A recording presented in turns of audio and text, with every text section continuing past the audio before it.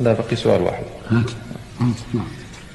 يقول: نحن عندنا الوقت متوفر ولكن العزيمة قليلة، بينما السلف عكسنا تماما، فالعزيمة موجودة عندهم والوقت عندهم قليل، ولم تكن عندهم وسائل التنقل السريع أو البحث السريع، فما هو السبب لضعف العزيمة وكيف نعالج هذا الضعف أثابكم الله؟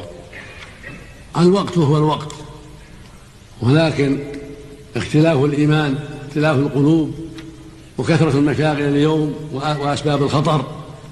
عندنا اليوم مشاغل ما كانت عند الأولين، وشرور ما كان عند الأولين، مهيئة للإنسان بالطرق الكثيرة، فلا بد من حزم وتشميل، ولا بد من نشاط متواصل، ولا بد من سؤال الله الهداية والتوفيق.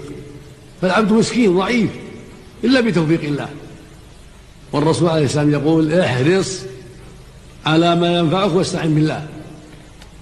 رواه مسلم في صحيحه رضي الله عنه ورحمه عن ابي هريره رضي الله تعالى عنه عن النبي صلى الله عليه وسلم قال: المؤمن القوي خير واحب الى الله من المؤمن الضعيف، وفي كل خير احرص على ما ينفعك واستعن بالله ولا تعجزن، فإن أصابك شيء فلا تقل لو أني فعلت لكان كذا وكذا، ولكن قل قدر الله وما شاء فعل، فإن لو تفتح عمل الشيطان.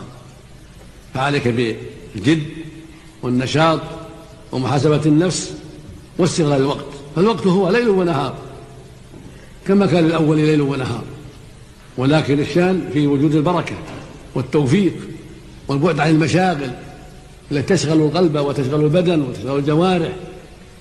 فعليك بالبعد عن أسباب الشر والحذر من أسباب الشر، وحفظ الوقت في طاعة الله مع سؤال الله التوفيق والهداية.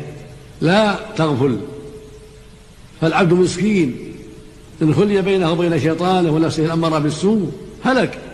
فلا بد من سؤال الله، اضرع إلى الله واستعن بالله أن يعينك على طاعته وذكره، وأن يعينك من شر نفسك وهواك وشيطانك، وأن يحفظ عليك وقتك.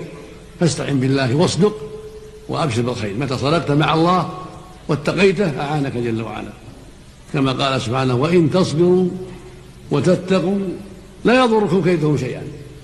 والشيطان من الأعداء، فمن صبر على طاعة الله وترك محارم الله واتقى الله لم يضره عدو، كفاه الله شر عدوه. رزق الله جميع التوفيق والهداية، وحفظ عنا وعليكم ديننا، وتوفانا جميعا مسلمين، وصلى الله وسلم على نبينا محمد وعلى آله وأصحابه.